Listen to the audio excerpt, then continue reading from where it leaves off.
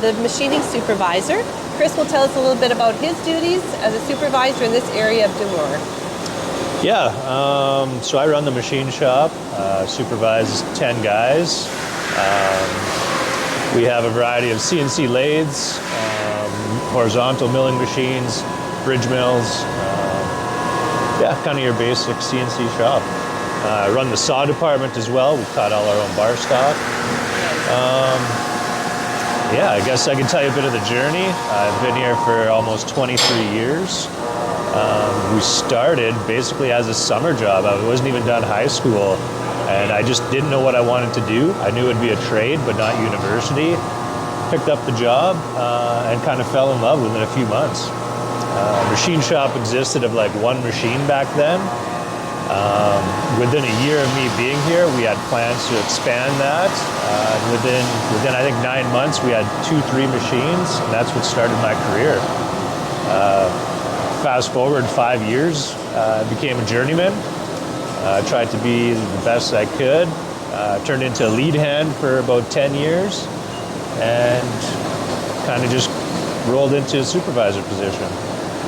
That journey sounds so rewarding, and looking as a student at this potential position or this job, I think you've shown them that it can come right out of high school, right? Yeah, absolutely. And having this type of video just kind of, it gives access to these young guys a lot easier than having to get right into the job force to find out. So, yeah, this is great. Yeah, thank you.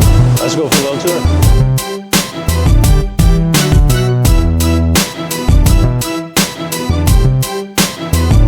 One of our horizontal CNCs.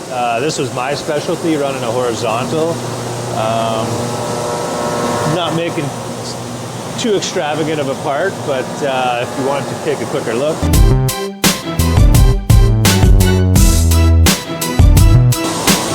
See in there? Probably a lot of glare on that. Yeah. Okay. That's okay. Yeah, we machine all sorts of parts, whether it's fabricated components, billet machine components. The variety really changes daily, and keeping on top of that with people's experience and planning that on who can do what is one of my daily chores. Knowing people's, their strengths and their weaknesses. That's part of a supervisor's job, and I find that really rewarding because you can help guys grow into what they expect out of their career. Exactly.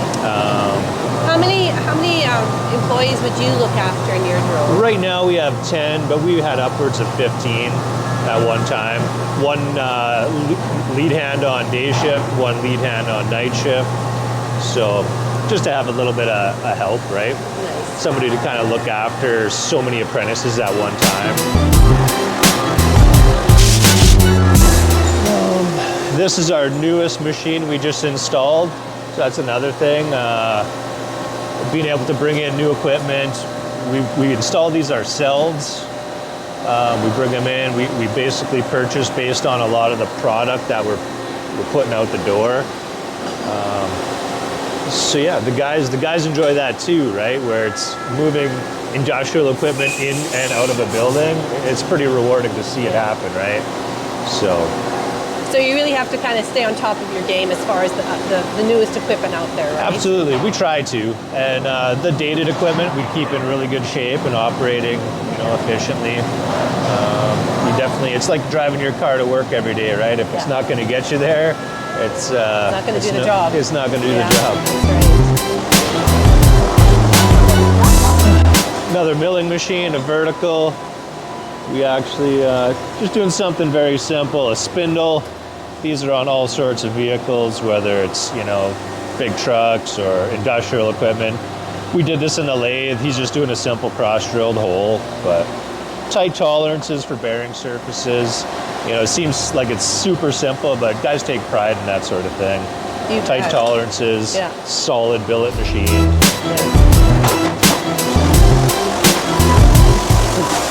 This is some of the bigger equipment we have, bridge mills.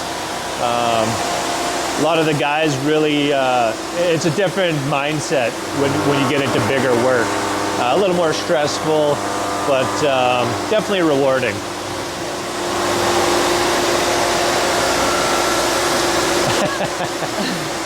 So how long, so he's working on a piece of equipment right now. What's your start to finish time for a finished product? It'll vary. We can go anywhere from like a 4-hour runtime of a part to 10 minutes.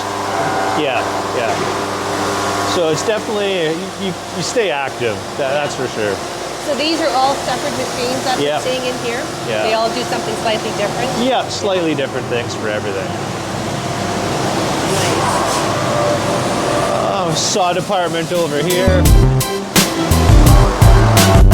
Just a horizontal bandsaw there. We've got a vertical here. We cut all our own bar stock before they go onto the machines. Entry-level position, but still something you need to have, experience. You still need the experience, and, right? Yeah. So it's nice to hear that there are those entry-level positions for students, right? Yeah, because absolutely. That's what makes this industry so and attractive. that's kind of their gateway too. When they don't know what they want to do, it's a good way to get your foot in the door and just see a manufacturing environment. So, Exactly. I think you kind of touched a little bit on the rewards of the job. Challenges and stresses, does that come with the supervisory position as well? Or? Well, I would say machining in general, with the tolerances and the finishes required, it takes a certain type of aptitude to accomplish that. And when you can, and you have good finished, conforming parts, it's totally rewarding. We have tight deadlines, so the pressure of getting things done on time as well, makes guys hustle, and you feel good afterwards, right? So Exactly. yeah, for sure. Thank you for sharing that. That's great. I think that's really about it. Okay. Well, Short, we'd like to but- take this opportunity to thank you so much for spending this with us and giving us a little look into the job that is, that's happening at Dumur. So thank you. Yeah, absolutely. Thanks for having me.